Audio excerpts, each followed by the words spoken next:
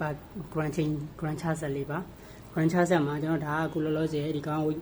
50 grand ရှိပေါ့နော်ဒါလေးဒီပေါ်တင်ကြည့်လိုက်မယ်အခုပြနေရဘယ်လိုပြနေလဲဆို40 48အဲ့လိုပြနေပေါ့နော်အဲ့တော့ကျွန်တော်တို့က calibration လုပ်မှာဖြစ်ပါတယ် calibration လုပ်ဖို့အတွက်ဆိုရင်ဘာလို့ရမလဲဆိုကျွန်တော်ကဒီသူ့ရဲ့ setting နဲ့ဝင်ပေးရမယ်အဲ့ဆိုကျွန်တော် program setting လေးကိုတစ်ချက်နှိပ်မယ်နှိပ်လိုက်ပါပြီ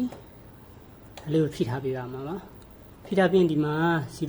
ပေါ့အဲ့သူ့ရဲ့ကုတ်ကတော့ဆက်တစ်လုံးနဲ့တစ်လုံးတော့မတူဘူးပေါ့နော်ဒီကောင်းရဲ့ကုတ်ကတော့950ပါသူ့ရဲ့ကုတ်က950အဲကျွန်တော်950ကိုတွားပြီးတော့950ကိုတွားလိုက်ပါဝင်လိုက်မယ်ဝင်ပြီးတော့ setting လေးတစ်ချက်နှိပ်လိုက်ပါဒီမှာ function ဆိုတာပေါ်လာပါတယ်ကျွန်တော် function မှာ F11 ကိုတွားလိုက် F11 ကိုတွားပြီးတော့ကျွန်တော် calibration ချမှာဖြစ်တဲ့အတွက် F11 ကိုတွားလိုက်ပါမယ်F11 မှာကျွန်တော် calibration ချမှာဖြစ်တဲ့အတွက် 11 ကိုဝင်လိုက်ပါပြီအဲ့မှာ calibration 0 calibration ပြန်ခေါ်မှာအဲဆိုရပြီအဲကျွန်တော်တို့ကcalibration ခေါ်ပြီးတော့ဆိုရင်ကျွန်တော်တို့ကဒီကျွန်တော်ရှိရဲ့ဒီကောင်းရဲ့ weight 7 မှတ်မှုအတွက်ကိုကျွန်တော်ကပြန်ညှိပြန်မှာဖြစ်တယ်အဲ့ဒါကိုကျတော့ F12 ထဲမှာရှိပါတယ် F12 ပါ F12 ကိုကျွန်တော်တို့ကဒီမှာ